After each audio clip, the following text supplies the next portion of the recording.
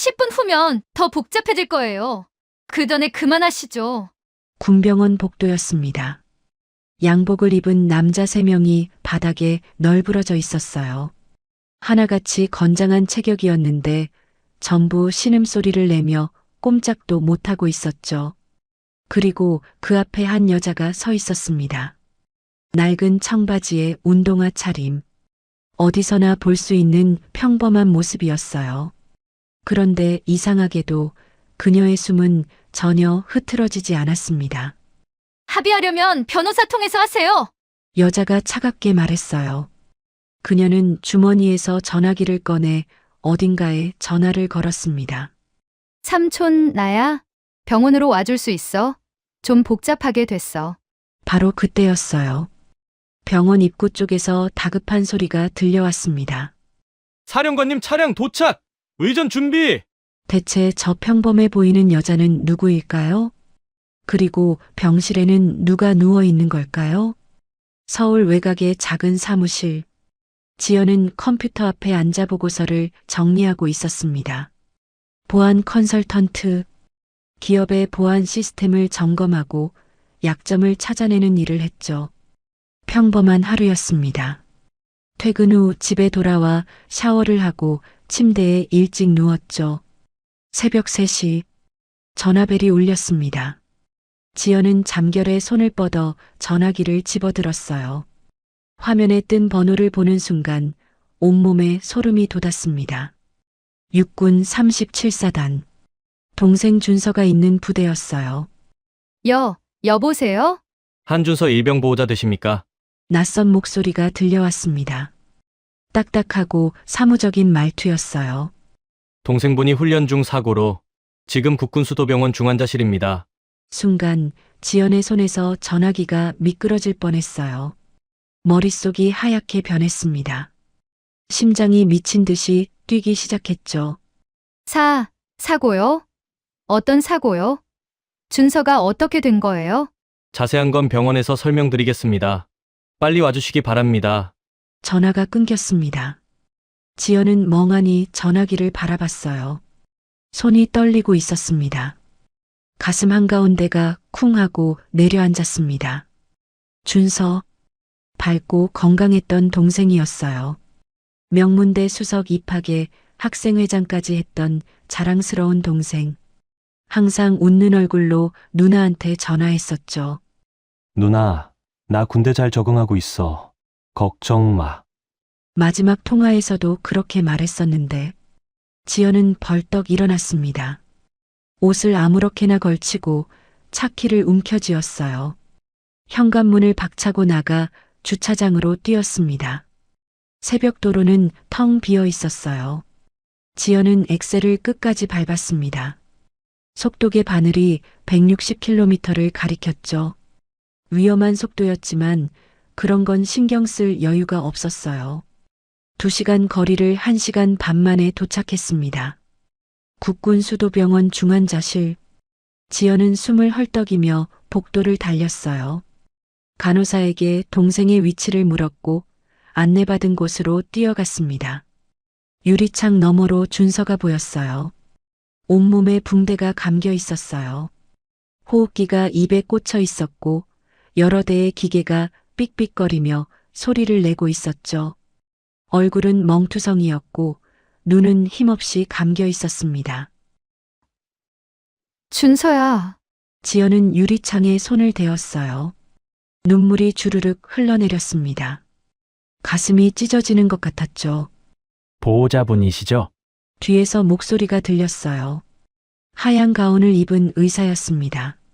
얼굴에 피로가 가득했지만 눈빛은 진지했어요. 네. 제가 누나예요. 동생이 어떻게 된 거예요?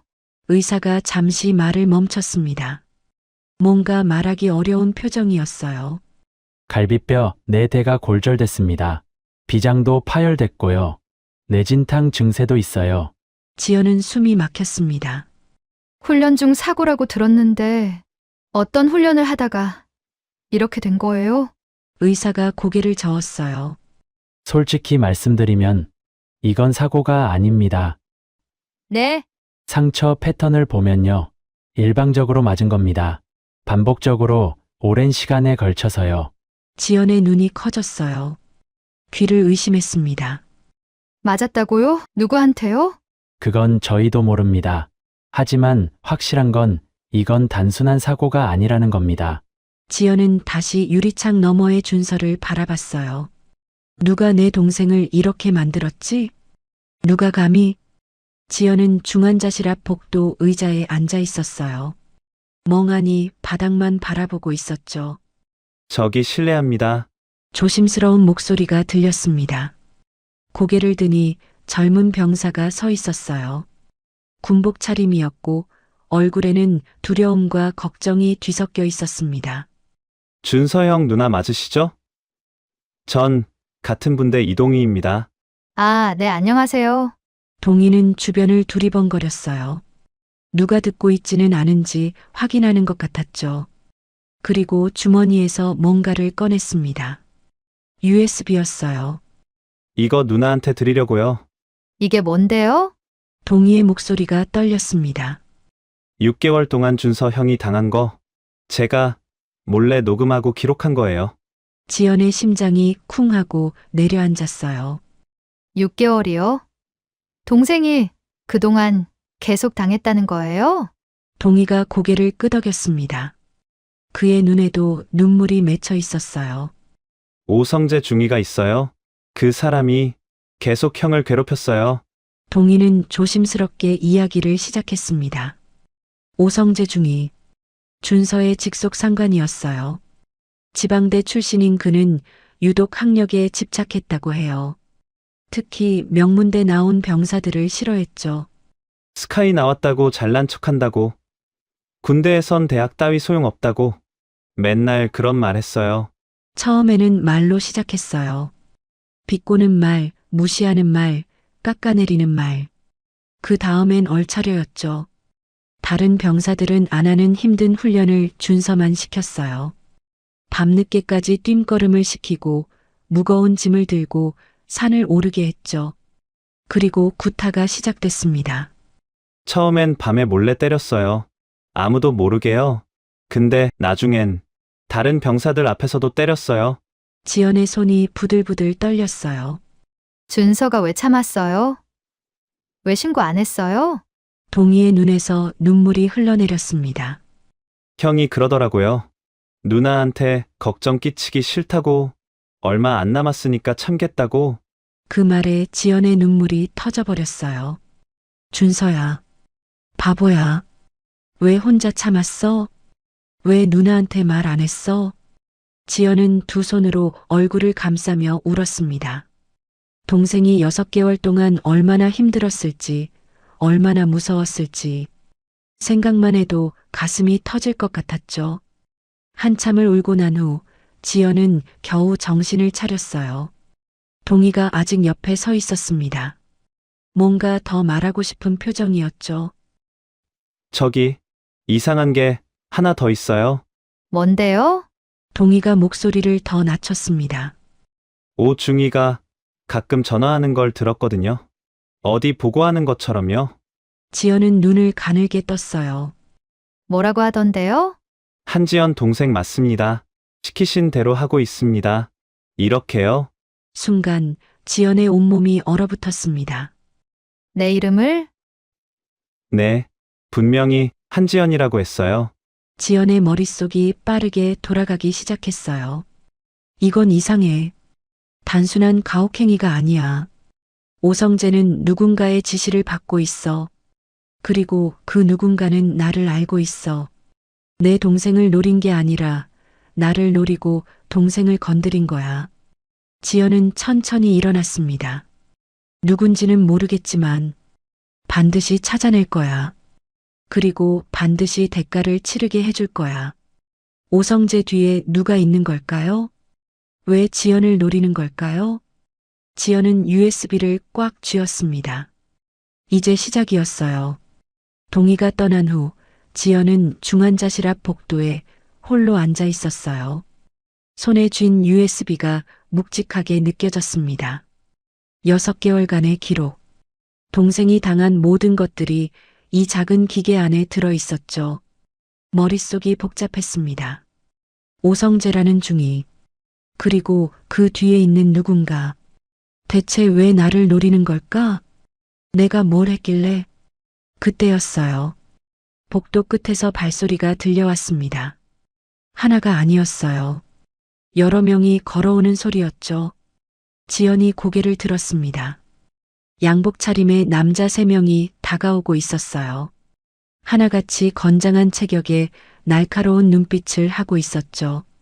평범한 문병객은 분명 아니었습니다. 본능적으로 온몸의 신경이 곤두섰습니다.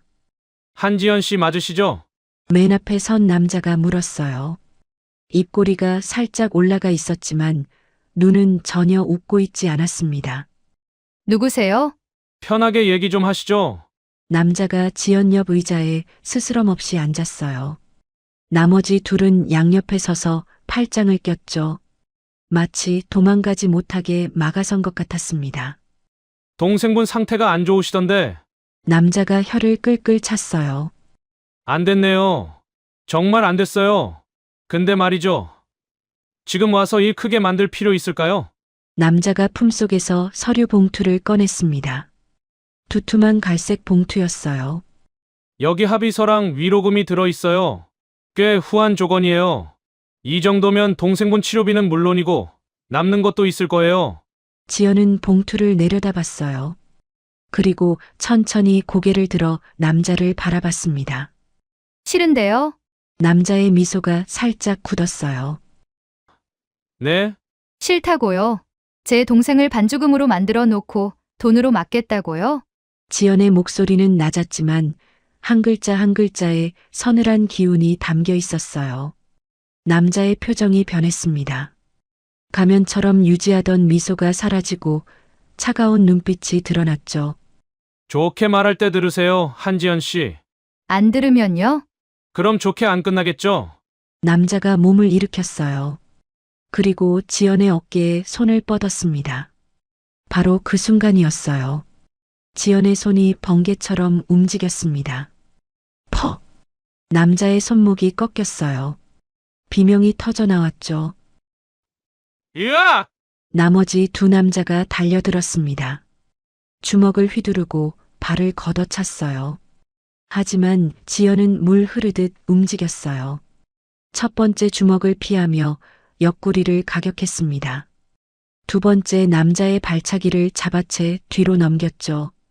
정확히 15초 만에 세 남자 모두 바닥에 널브러졌어요. 병원 복도가 조용해졌습니다. 시간이 멈춘 것 같았어요. 간호사들이 비명을 질렀고 지나가던 환자와 보호자들이 눈을 휘둥그레 떴습니다. 아무도 무슨 일이 일어났는지 제대로 보지 못했어요. 너무 빨랐으니까요. 지연은 숨 하나 흐트러지지 않은 채 서 있었습니다. 아까까지의 눈물 젖은 여자는 사라지고 전혀 다른 사람이 거기 있었어요. 소매가 살짝 걷히면서 손목 안쪽이 드러났습니다. 거기엔 작은 문신이 새겨져 있었어요. 삼지창.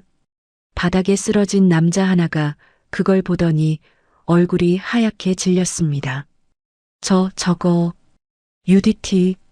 떨리는 목소리였어요. 공포에 질린 눈빛이었죠. 지연은 그를 내려다보며 차갑게 말했습니다. 합의하려면 변호사 통해서 하세요. 다음에 또 이런 식으로 오시면 그땐 5초도 안 걸릴 거예요. 지연은 주머니에서 전화기를 꺼냈어요. 전화를 걸었습니다. 삼촌 나야? 병원으로 와줄 수 있어? 좀 복잡하게 됐어. 전화를 끊고 10분쯤 지났을까요? 병원 앞에 검은색 세단 한 대가 멈췄어요. 평범한 차처럼 보였지만 차 앞뒤로 경호 차량이 따라붙어 있었습니다. 병원 입구가 술렁이기 시작했어요. 사령관님 차량이래. 해군 장성이 왜 여기에? 의전 준비해 빨리. 직원들이 허둥지둥 뛰어다녔습니다. 차 문이 열리고 한 남자가 내렸어요. 해군 정복 차림이었습니다. 어깨에 달린 계급장이 햇빛에 반짝였어요. 별 2개. 박영철, 해군작전 사령관. 해군에서 둘째가라면 서러워할 실세였죠. 그가 성큼성큼 병원 안으로 걸어 들어왔어요. 주변 사람들이 길을 비켰습니다. 감히 말을 거는 사람도 없었죠. 그런 그가 중환자실 앞 복도에서 멈췄어요. 지연이 서 있는 곳이었습니다. 지연아, 삼촌, 두 사람이 자연스럽게 포옹했어요. 주변의 술렁임이 더 커졌습니다. 저 여자 누구야? 사령관이랑 포옹을 해? 삼촌이라고 했어. 삼촌. 박영철은 지연의 어깨를 잡고 얼굴을 살폈어요. 괜찮아? 다친 데 없고? 저는 괜찮아요. 준서가 지연의 눈에 다시 눈물이 맺혔습니다. 박영철이 고개를 끄덕였어요. 그리고 바닥에 아직 신음하고 있는 남자 3명을 내려다봤습니다. 여긴 왜 이런 거야? 찾아와서 합의하라고 협박했어요. 제가 좀 혼내줬어요. 박영철의 눈이 가늘어졌어요. 15초?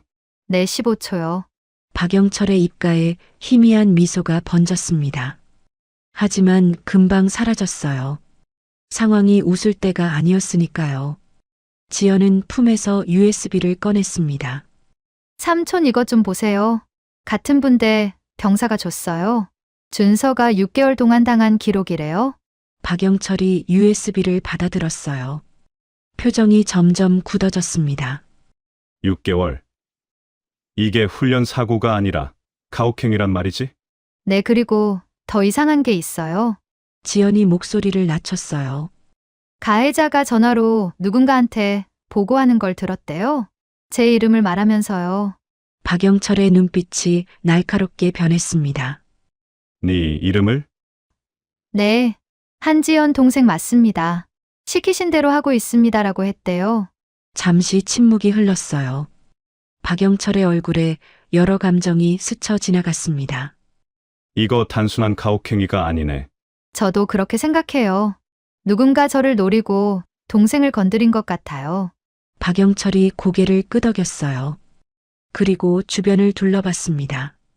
복도에는 사람들이 모여 있었어요. 간호사, 의사, 환자, 보호자 모두 이쪽을 쳐다보고 있었죠. 궁금함과 두려움이 뒤섞인 눈빛들이었습니다. 박영철이 지연 옆에 섰어요. 그리고 주변을 향해 분명하게 말했습니다. 다들 궁금한 것 같으니까 말해두지. 복도가 조용해졌어요.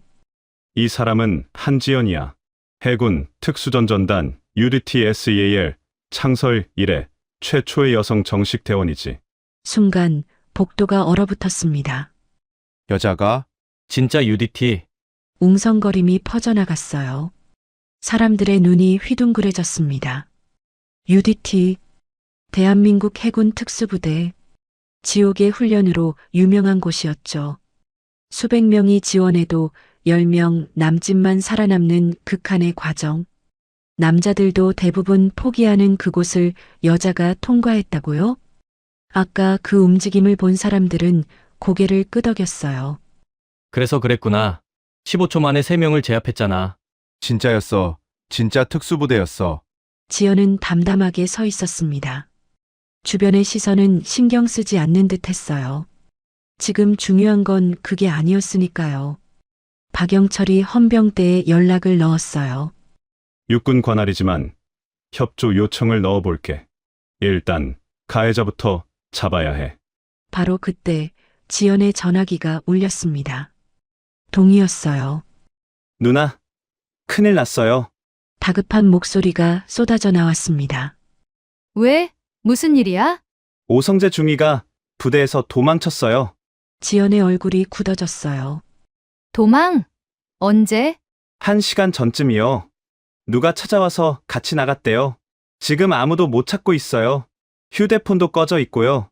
전화가 끊긴 후 지연과 박영철은 서로를 바라봤어요. 무거운 침묵이 흘렀습니다. 도망갔다고? 네, 누가 데려갔대? 모르겠어요. 근데 분명히 누군가 도와준 거예요? 박영철의 눈이 가늘어졌어요. 이거 조직적이네. 지연은 창밖을 바라봤습니다. 하늘이 붉게 물들어가고 있었죠. 오성재는 하수인에 불과해. 진짜 적은 따로 있어. 그리고 그 적은 나를 알고 있어. 지연의 주먹이 꽉 쥐어졌습니다. 반드시 찾아낼 거야. 다 밝혀내고 반드시 대가를 치르게 할 거야. 유리창 너머로 준서의 모습이 보였어요. 여전히 눈을 감고 누워 있었죠. 기다려, 준서야. 누나가 다 해결할게. 하지만 그녀는 아직 몰랐어요. 이 사건이 8년 전의 어둠과 연결되어 있다는 것을, 그리고 진짜 적이 얼마나 거대한 존재인지를. 모든 것은 이제 막 시작이었습니다. 다음 날 아침이었어요. 지연은 병원 복도 의자에서 눈을 떴습니다. 밤새 준서 곁을 지키다가 잠깐 잠이 들었던 거예요. 목이 뻣뻣하고 온몸이 욱신거렸지만 그런 건 신경 쓸 겨를이 없었죠. 전화벨이 울렸습니다. 여보세요? 누나, 저 동희예요. 다급한 목소리가 들려왔어요. 하지만 뭔가 이상했습니다. 목소리가 떨리고 있었고 배경에서 이상한 소리가 들렸죠. 동희야? 무슨 일이야? 지금 어디야? 저 병원이에요. 응급실이요. 지연의 심장이 철렁 내려앉았어요. 병원? 왜? 무슨 일 있어? 어젯밤에 외출 나왔다가 교통사고 당했어요. 다리가 부러졌어요. 지연은 벌떡 일어났습니다. 머릿속이 빠르게 돌아갔어요. 교통사고? 어젯밤? 그건 동희가 USB를 건네준 바로 다음 날이었어요. 동희야, 그거 진짜 사고였어. 전화기 너머로 동희가 숨을 삼키는 소리가 들렸습니다. 아니요. 누가 저를 친 거예요. 일부러요. 지연의 손에 힘이 들어갔어요.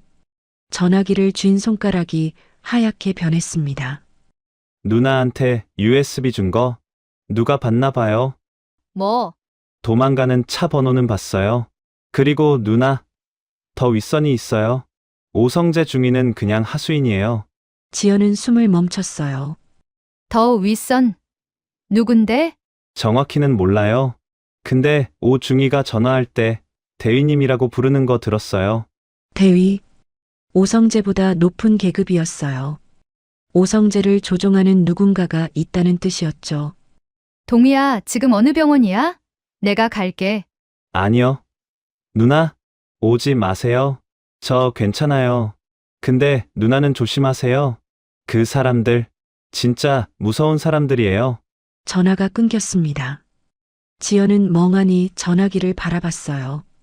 가슴 한쪽이 무겁게 가라앉았습니다. 동희까지, 준서를 도우려던 아이까지 다치게 했어. 대체 얼마나 대단한 놈들이길래. 지연의 눈빛이 어두워졌어요. 분노가 가슴 깊은 곳에서 타오르기 시작했습니다. 그날 저녁 지연은 집으로 돌아왔어요. 그런데 이상한 느낌이 들었어요. 문이 살짝 열려 있었습니다. 온몸의 신경이 곤두섰습니다. 천천히 문을 밀었죠. 발밑에서 무언가가 바스락거렸어요. 내려다보니 모래알이었습니다. 신발에 묻어들어온 게 아니에요. 누군가의 흔적이었죠. 지연은 현관 옆에 세워둔 우산꽂이에서 호신용 막대기를 꺼냈어요. 조심스럽게 안으로 들어갔습니다. 거실에 들어선 순간 지연은 굳어버렸어요. 엉망이었습니다. 소파가 뒤집혀 있었어요. 서랍이 열려 있었고 서류가 바닥에 흩어져 있었죠. 책장의 책들이 바닥에 널브러져 있었습니다. 지연은 천천히 집안을 둘러봤어요. 모든 방이 같은 상태였습니다. 하지만 이상한 점이 있었어요. 노트북은 그대로 책상 위에 있었습니다. 장롱 안의 귀중품도 손대지 않았어요. 현금도 그대로였죠. 도둑이 아니었어요. 뭔가를 찾은 거예요. 지연은 서재로 들어갔습니다. 책상 서랍을 열어봤어요. 없었습니다. 8년 전 자료가 담긴 파일이 없어졌어요. UDT 훈련 사고 기록, 김대호 교관 재판 서류, 지연이 증언했던 녹취록 사본, 전부 사라졌습니다. 지연은 텅 빈 서랍을 바라보며 중얼거렸어요. 이걸 노린 거야. 그때 전화기가 울렸습니다. 지연은 잠시 망설이다가 전화를 받았습니다. 여보세요? 오랜만이네. 한지연, 낮고 차가운 남자 목소리였어요. 등골이 서늘해지는 느낌이었습니다. 누구세요? 집 잘 둘러봤어? 뭐가 없어졌는지 알겠지? 지연의 손이 떨렸어요. 분노가 치밀어 올랐습니다. 당신이 한 거야? 경고하는 거야. 더 이상 파지 마. 남자의 목소리가 더 낮아졌어요. 동생도 그 병사놈도 다 괜찮길 원하면 지연은 이를 악물었어요. 주먹이 부들부들 떨렸습니다. 뭘 원하는 건데? 왜 이러는 거야? 8년 전 일은 끝난 거야. 왜 다시들 쑤시려고 해? 8년 전 지연의 눈이 커졌어요. 8년 전이 지금이랑 무슨 상관인데? 모르는 게 나을 거야. 계속 파면 준서가 다음엔 눈을 못 뜰 수도 있어. 심장이 얼어붙는 것 같았어요. 건드리면 죽여버릴 거야. 지연이 이를 갈며 말했어요. 하지만 남자는 비웃듯 웃었습니다. 그 자신감 좋아. 근데 넌 혼자고 우린 많아. 잘 생각해. 전화가 끊겼습니다.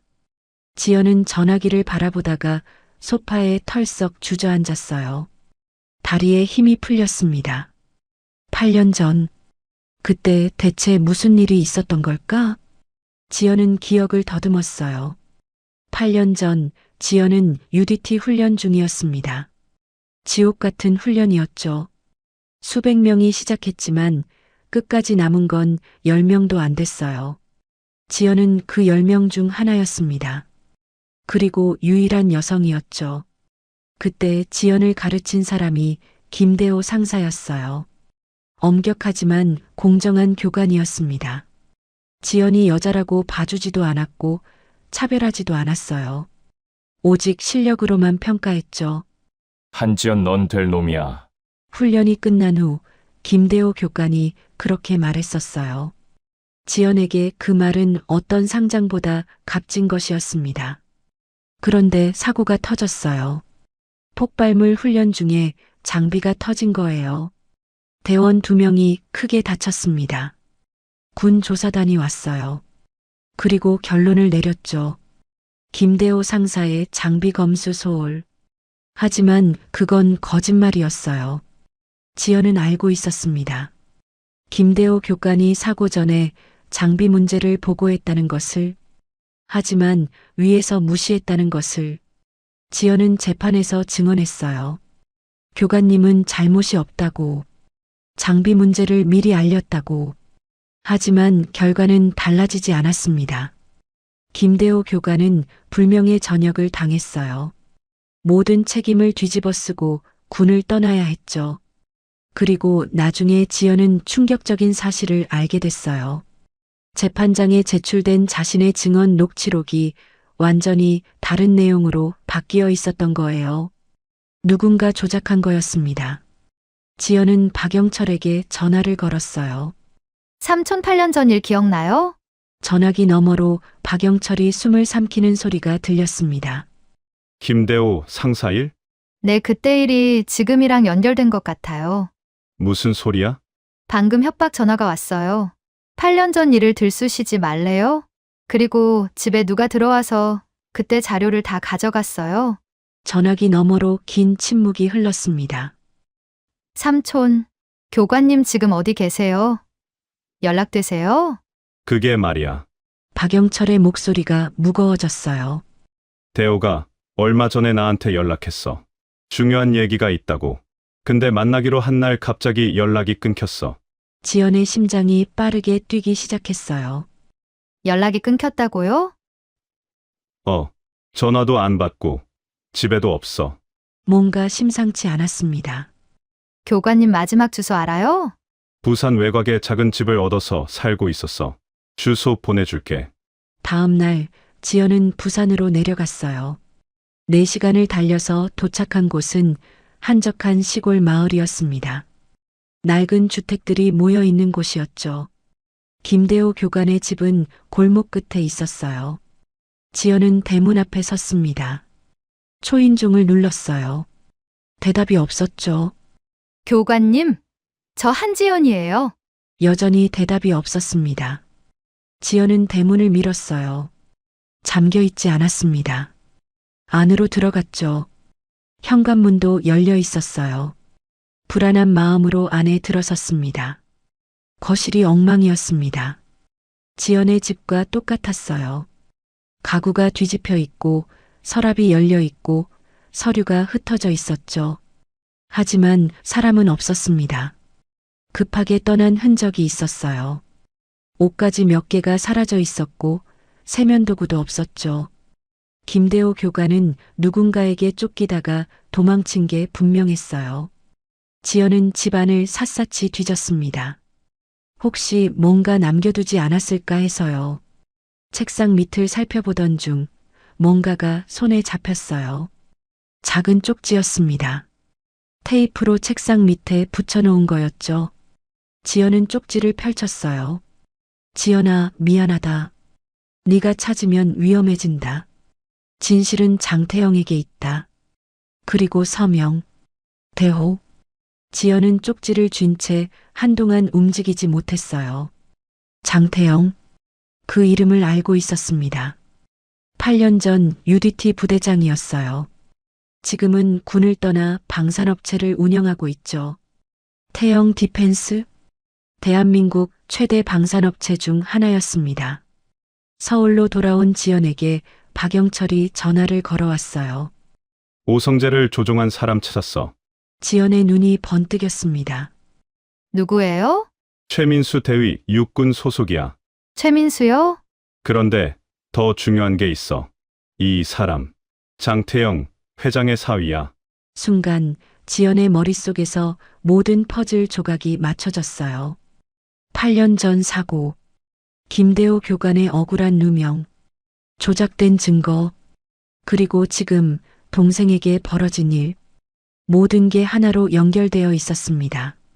장태영, 그가 모든 것의 중심이었어요.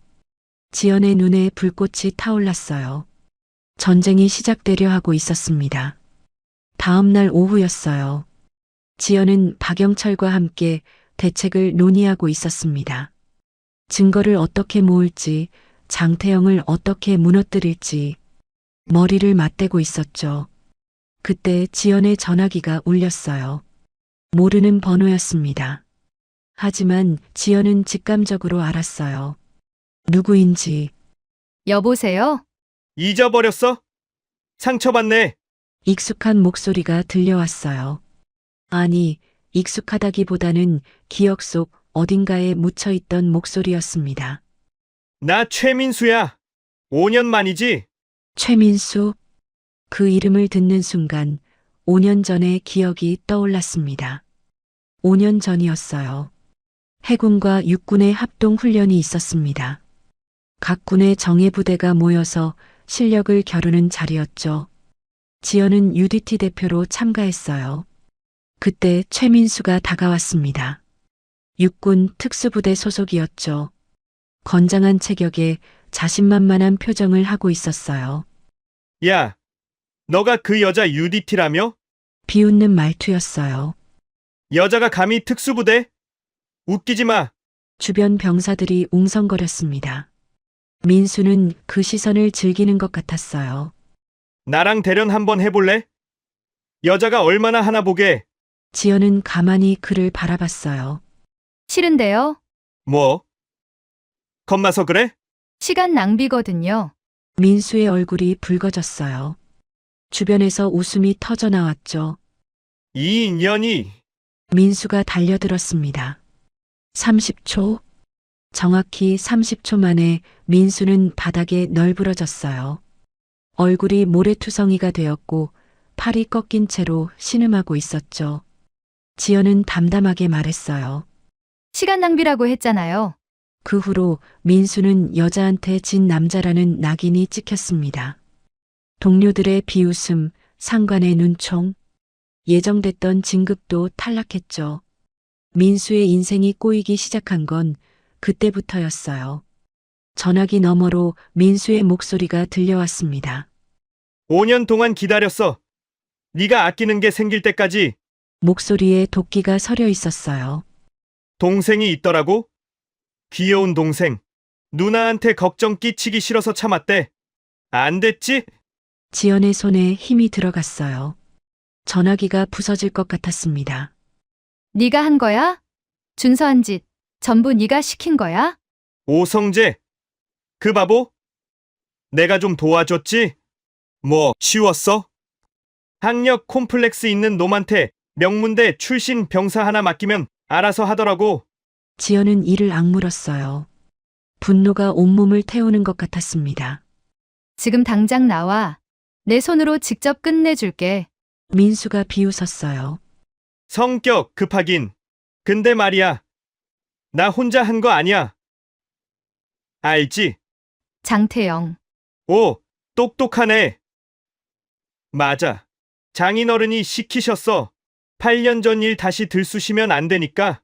장인어른. 그래요.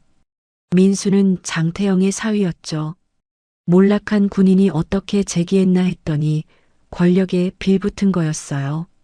8년 전 일이 뭔데? 교관님한테 뭘 한 거야? 그건 장인어른한테 물어봐. 아, 근데 그러려면 증거가 있어야겠네. 근데 그 증거 이제 없잖아. 민수가 킬킬 웃었어요. 대신 동생 걱정부터 해. 병원 경비가 좀 허술하던데.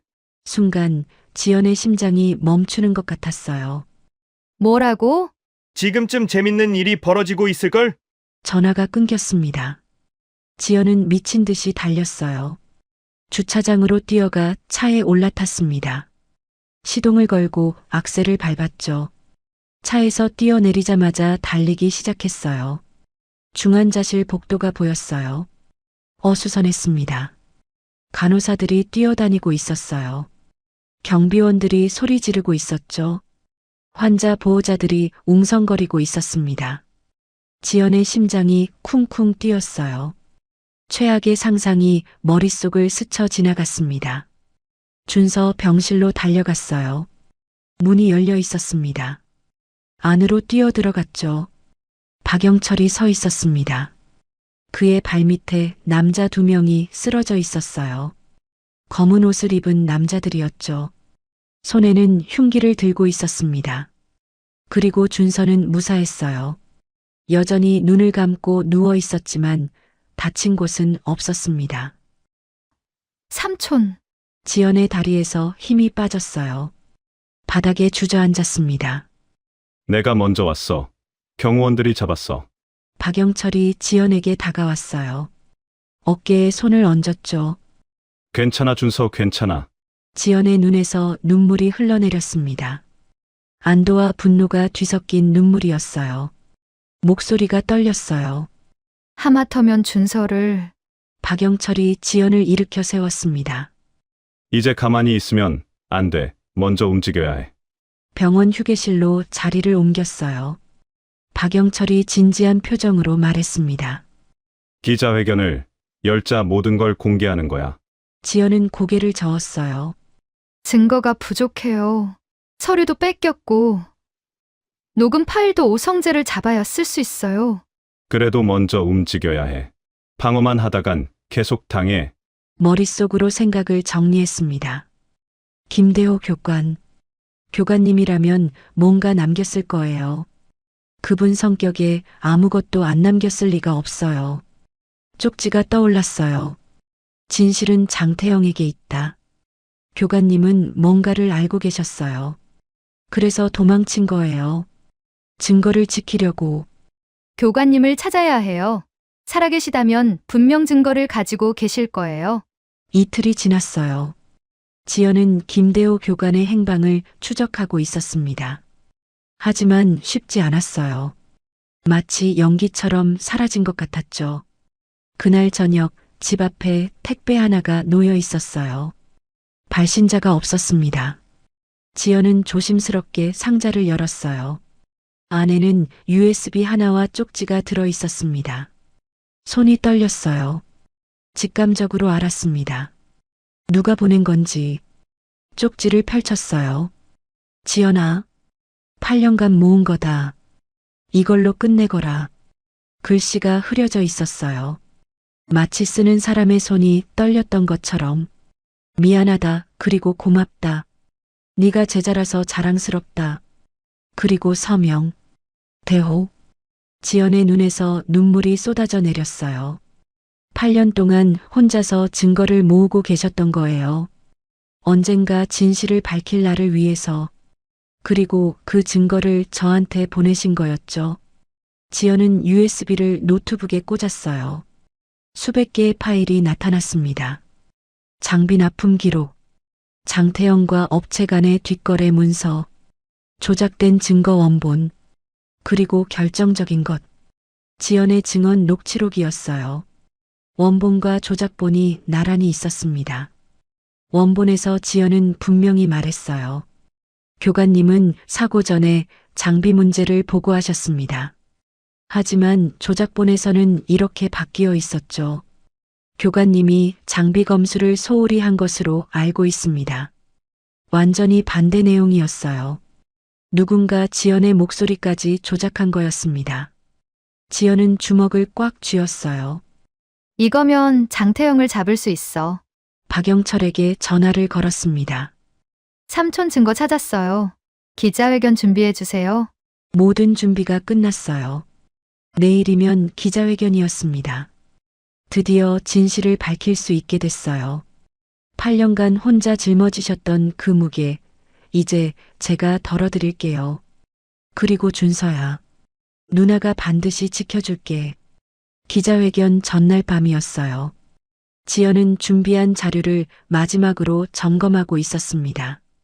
내일이면 모든 게 끝나요.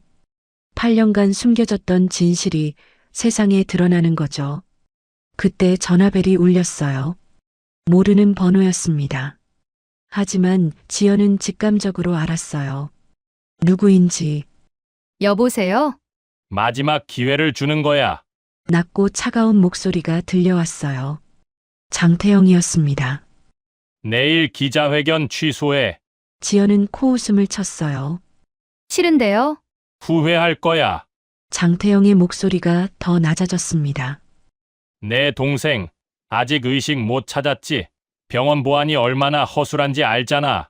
지연의 손에 힘이 들어갔어요. 하지만 목소리는 흔들리지 않았습니다. 협박밖에 할 줄 모르는 거예요? 그리고 김대호, 그 인간 어디 있는지 아는데.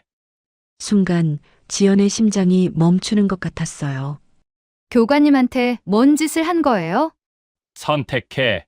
기자회견을 포기하고 조용히 살거나 아니면 소중한 것들을 하나씩 잃거나. 지연은 이를 악물었어요. 당신, 그렇게까지 해서 뭘 지키려는 거예요? 내 제국이지. 8년 동안 쌓아온 거야. 내까지 게 무너뜨리게 안 놔둬. 지연은 창밖을 바라봤어요. 밤하늘에 달이 떠 있었습니다. 내일 봐요. 기자회견장에서. 전화를 끊었어요. 손이 조금 떨렸습니다. 하지만 마음은 단단했어요. 이제 물러설 수 없어요. 교관님을 위해서, 준서를 위해서, 그리고 나 자신을 위해서. 새벽 3시였어요. 전화벨이 울렸습니다. 병원이었어요. 한준서 환자분이 의식을 찾으셨어요. 지연은 벌떡 일어났어요. 심장이 터질 것 같았습니다. 병원으로 달려갔어요. 중환자실 문을 열고 들어갔죠. 준서가 눈을 뜨고 있었어요. 누나, 약한 목소리였지만 분명히 지연을 부르고 있었습니다. 지연의 눈에서 눈물이 쏟아져 내렸어요. 침대 옆으로 달려가 준서의 손을 잡았습니다. 준서야, 준서야. 누나, 울지 마. 준서의 눈에도 눈물이 맺혀 있었어요.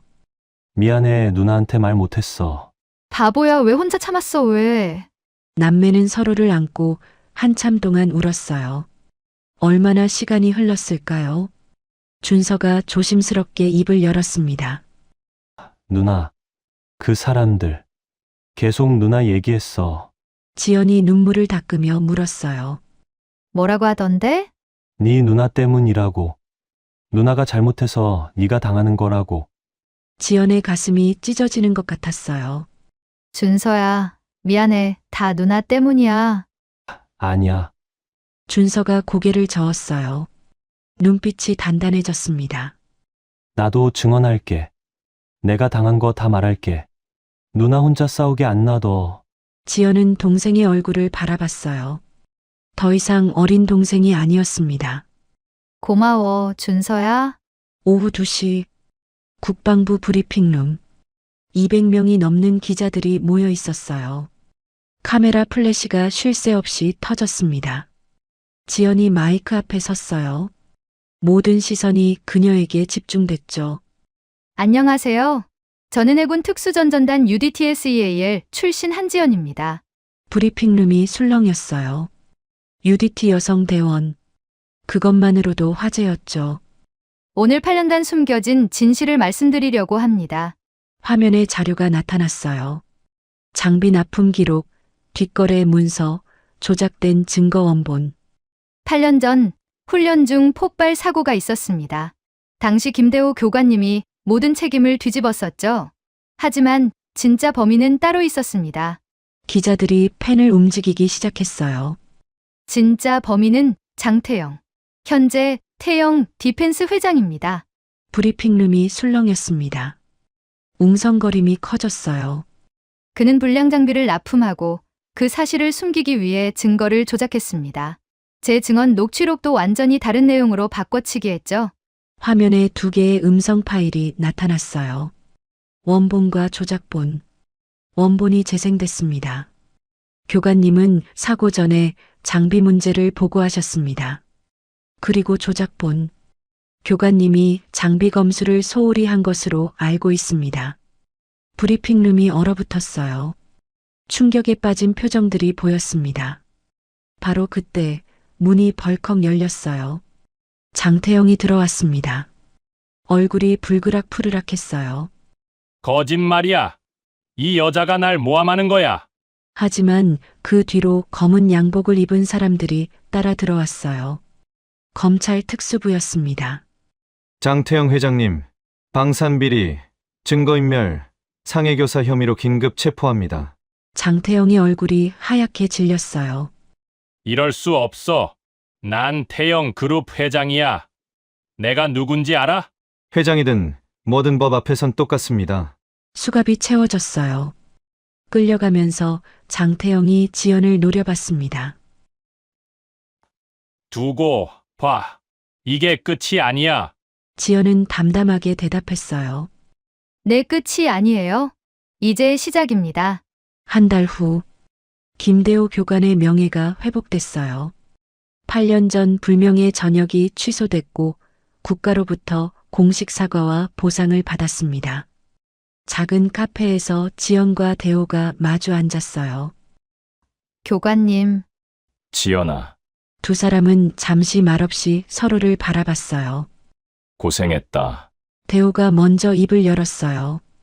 눈가에 주름이 깊어졌지만 눈빛은 여전히 따뜻했습니다. 교관님이 증거 보내주셔서요. 그거 없었으면 못 이겼어요. 8년 동안 모은 거야. 언젠가 네가 찾을 줄 알았어. 지연의 눈에 눈물이 맺혔어요. 왜 혼자 하셨어요? 같이 했으면 덜 힘드셨을 텐데. 대호가 고개를 저었어요. 네가 다칠까 봐. 그리고 네가 해낼 줄 알았으니까. 지연은 눈물을 훔쳤어요. 감사합니다, 교관님. 다시 뵐 수 있어서 정말 다행이에요. 1년이 지났어요. 준서는 완전히 회복해서 당당하게 전역했습니다. 지연은 국방부 민간자문위원으로 위촉됐어요. 군내 가혹행위를 막고 피해자를 돕는 일을 하게 된 거죠. 그녀의 노력으로 1년 만에 군내 가혹행위가 70% 감소했어요. 그리고 특수부대에 지원하는 여성이 300%나 늘었습니다. 어느 날 젊은 여성 병사가 지연에게 다가왔어요. 자문위원님, 질문 하나 해도 될까요? 그러면 뭔데요? 진짜 군인이 뭔가요? 지연은 잠시 생각했어요. 그리고 미소 지었습니다. 목에는 김대호 교관에게 받은 군번줄이 걸려 있었어요. 진짜 군인은 강한 사람이 아니에요. 지연이 말했어요. 약자를 지키는 사람이죠. 혹시 지금 힘든 일을 겪고 계신 분이 있다면 포기하지 마세요. 진실은 반드시 밝혀지고 당신 편은 반드시 나타나니까요. 오늘 영상이 작은 위로가 됐다면 좋아요와 구독 부탁드려요.